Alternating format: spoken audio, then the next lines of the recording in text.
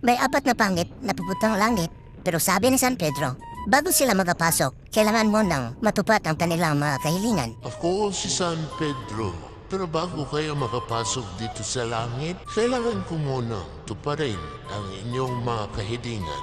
Laking tuwa ng mga pangit kasi alam nila sa sarili nila na may chance silang gumanda. Pangit 1, Gusto ko pong gumanda. San Pedro.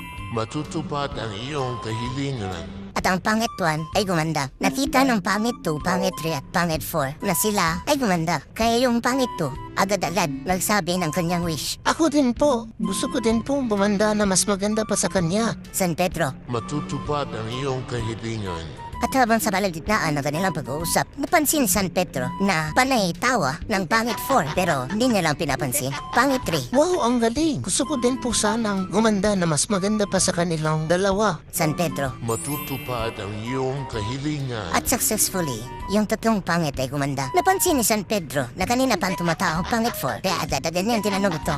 Ikaw na lang ang hindi pa nakakahiling. Ano ba ang iyong kahilingan? At saka bakit kanina ka pa tumatawa dyan? Pangit 4. Yung kahilingan ko po, gusto kong pumangit silang tatlo.